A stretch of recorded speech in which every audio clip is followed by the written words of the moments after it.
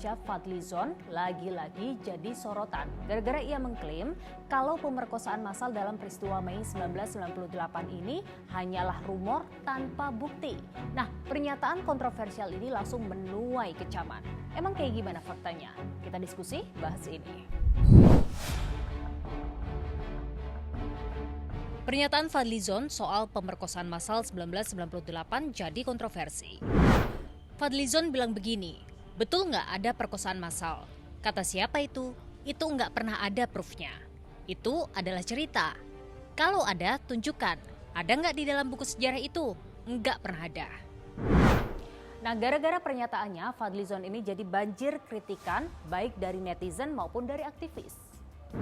Sungguh-sungguh sebuah pembohongan publik dan tindakan merendahkan segala upaya konkret yang telah dilakukan untuk mengungkap kebenaran yang telah dilakukan di masa silam. Ini betul-betul adalah pengkhianatan terhadap sejarah dan para korban. Nah, usai banjir kritikan, Fadlizon langsung memberikan penjelasan lebih lanjut. Saya kutip pernyataannya. Berbagai tindak kejahatan terjadi di tengah kerusuhan 13 hingga 14 Mei 1998, termasuk kekerasan seksual.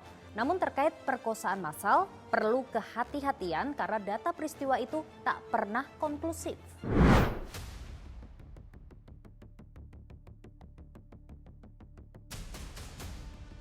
Pak Fadlizon sudah menjelaskan tentang penggunaan massal. Ini kan perbedaannya apa?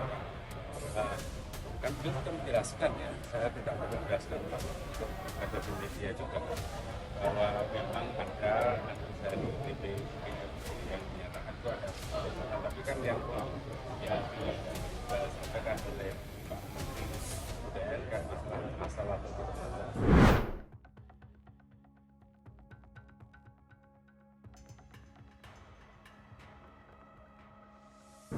Dalam konteks hal yang sedang disusun oleh Kementerian Kebudayaan, mari kita sama-sama beri waktu para sejarawan untuk menuliskan. Ini kan sekarang semua dalam proses. Dan dalam proses ini terlalu banyak spekulasi-spekulasi yang menyatakan ini tidak ada, ini ada. Coba kita biarkan para sejarawan ini menuliskan ini.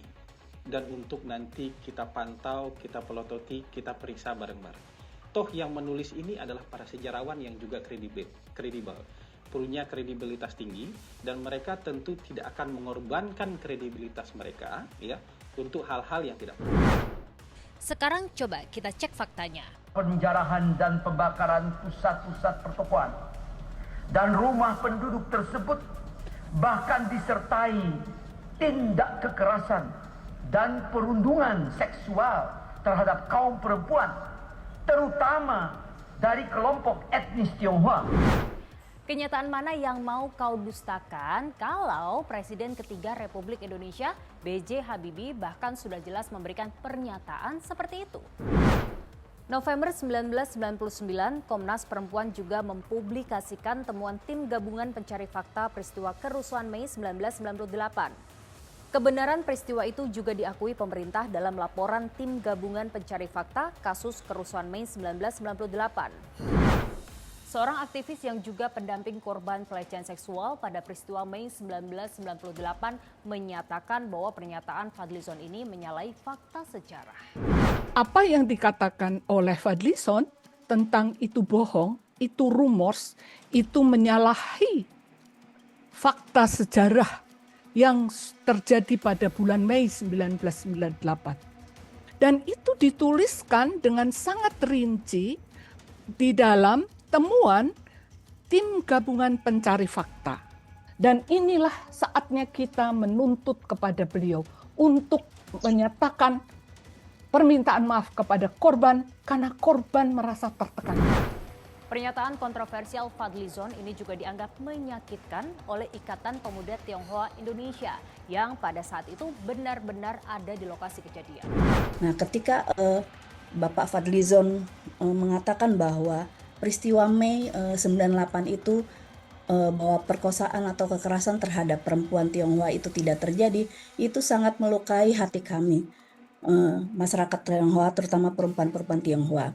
Karena saya tahu betul bahwa itu terjadi kami sudah dalam kehidupan sehari-hari kami sudah didiskriminasi, sudah mengalami kekerasan hanya karena kami Tionghoa gitu.